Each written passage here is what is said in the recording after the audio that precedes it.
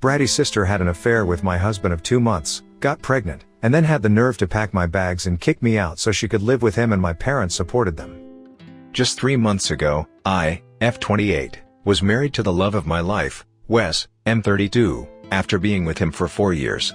And today, I'm in the process of divorcing him, and my life and family have completely fallen apart.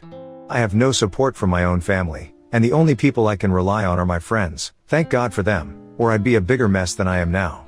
I don't know why this happened, or what lesson I'm supposed to learn from it. All I know is this is unfair, and I don't know what I did to deserve being stuck in such a horrible situation.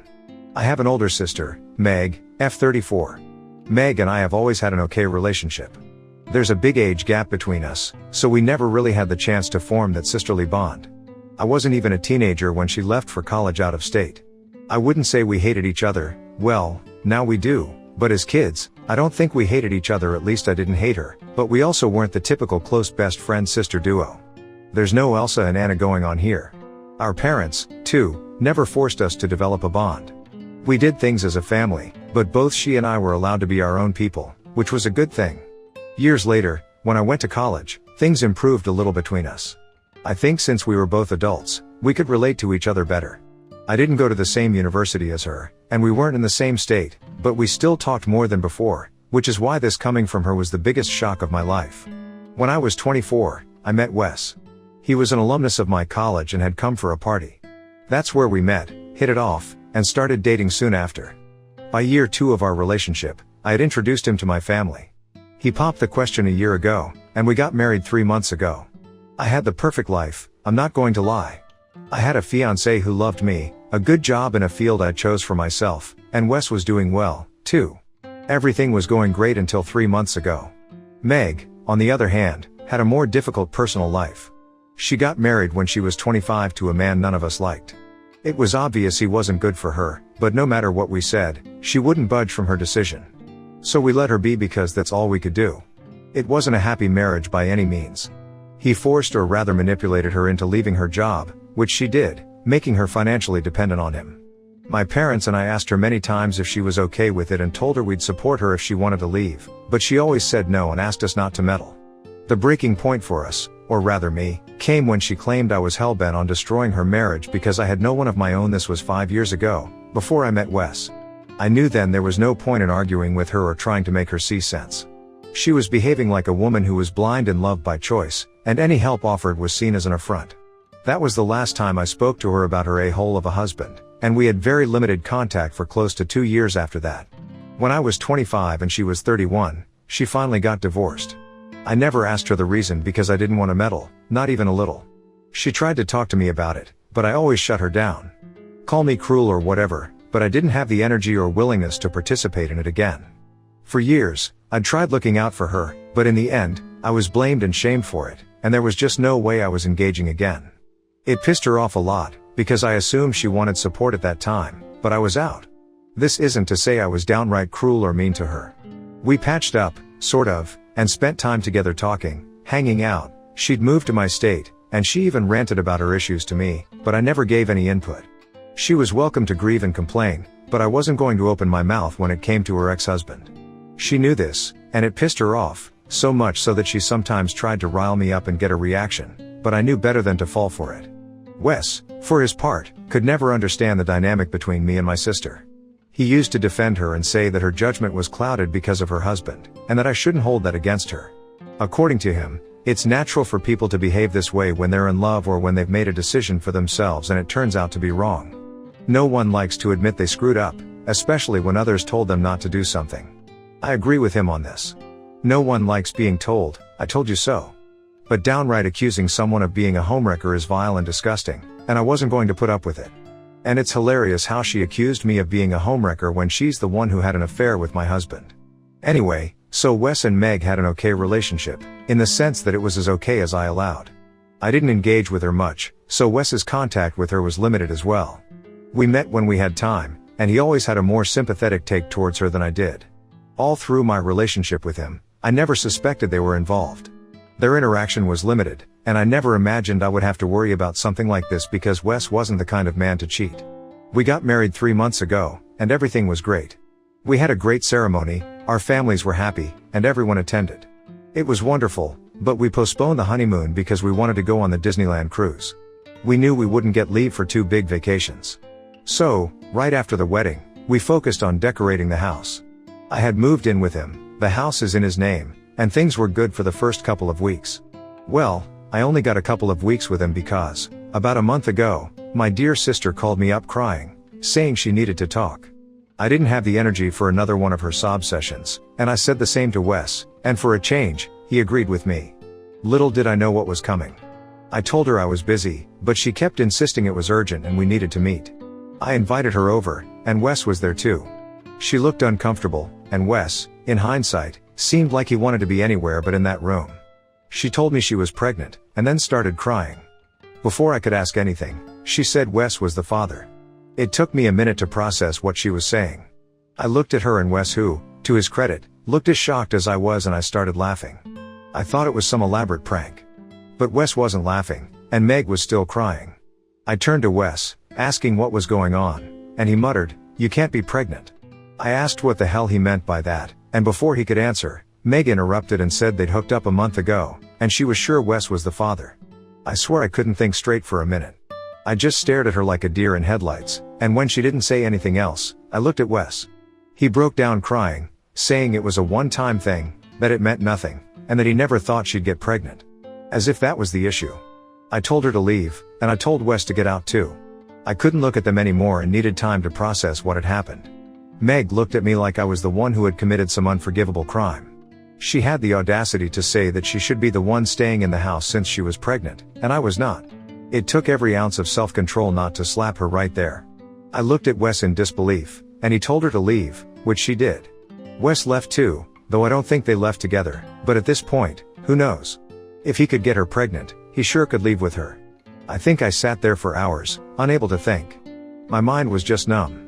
I don't know where the time went, and I had a few calls from Wes during that time, but I had turned off my phone because he was the last person I wanted to talk to. I couldn't believe he had betrayed me like this. This wasn't something I thought he was capable of. I couldn't even process the betrayal from Meg's end because I was still in shock over what my own husband had done. And then I saw a text from her. It essentially said that while she was sorry for what happened, it couldn't be changed. She was pregnant, she knew she was going to keep the baby, and it was in the best interest of the entire family for me to move out so she could move in with Wes, allowing him to take care of her and bond with the baby when it was born. I was appalled at her audacity. I couldn't believe she had the nerve to say this to me after sleeping with my husband. But I also knew I couldn't stay with Wes anymore. Despite my numbness, I knew that from the moment he confirmed it was his child. I couldn't stay with a cheater, and I definitely couldn't stay in such a screwed up family dynamic. I knew I had to leave. Whether or not she moved in was between Wes and her, but I knew I had to leave. I decided to call my mom and dad to tell them what had happened, but before I got the chance, my mom called me first. She told me Meg had spoken to her, and while it wasn't an ideal situation, I had to understand that this was Meg's last chance to be a mother. I asked Mom if she was serious and if she understood the gravity of what Meg had done. Mom was quiet for a moment and said I was always welcome to come back home to her and Dad, but Meg was 34, and she deserved to have a family after what happened with her ex-husband. I told Mom there were hundreds of other men Meg could have had a family with, and she couldn't be defending her sleeping with my husband. Mom said she understood I was hurt, but I had to look at the bigger picture.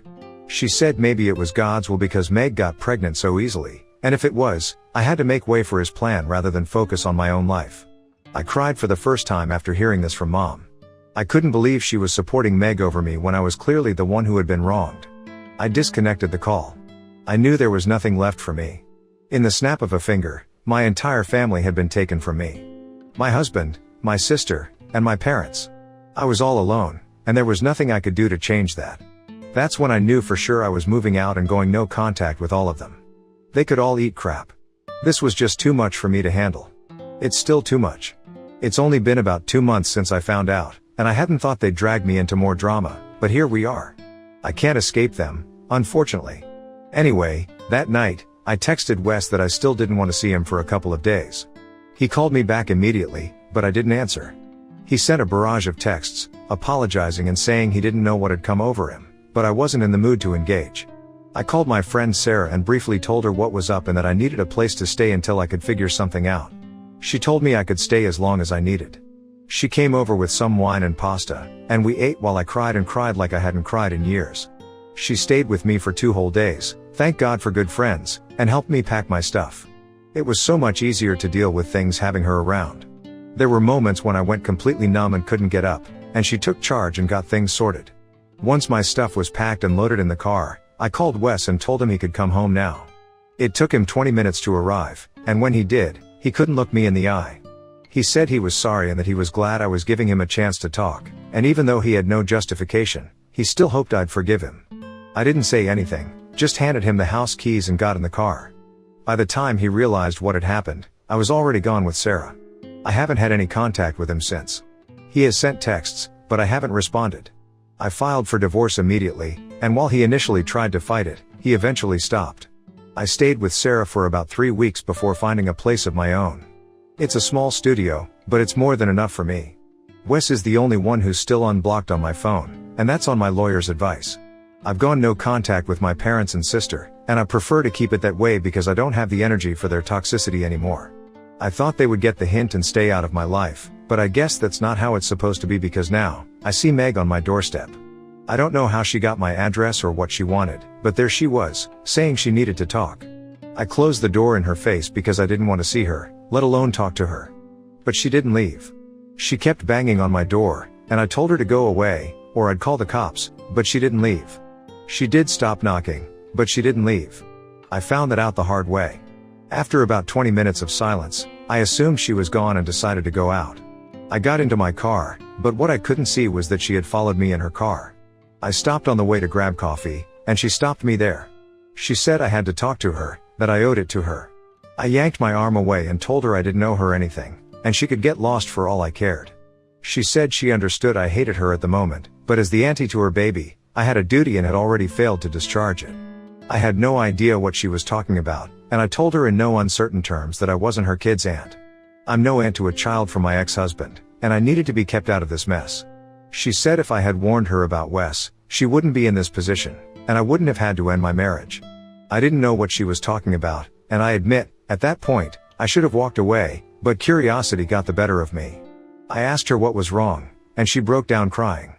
She said she had no idea Wes would be such a terrible partner and that I had been living with someone like that for so long. She said he didn't help around the house at all. There was no emotional support from his side, and it felt like living with a zombie. She had hoped that as the pregnancy progressed, he would bond with the baby, if not with her, but she said it was worse than being with her ex-husband. He did nothing around the house, no chores, no spending time with her, nothing. He had even told her she shouldn't expect him to be involved with the baby. He said he was willing to keep her and the kid in the house and would handle the finances, but the house and baby were her responsibility. She said she tried dishing it back by not preparing his meals or doing his laundry, but somehow, he managed his own chores and went to work, leaving her feeling helpless. She said if she had known he would be this way, she wouldn't have revealed who the father was and would have raised the kid on her own. But I had led her to believe that he was a wonderful partner, which is why she dropped the bomb, but now her life was worse than before. I told her I had no idea how she had the nerve to blame me after sleeping with my husband, but I wished her luck, and she could do whatever she wanted since I was out. She said I couldn't leave her like this, but I wasn't in the mood to listen anymore, so I left the cafe.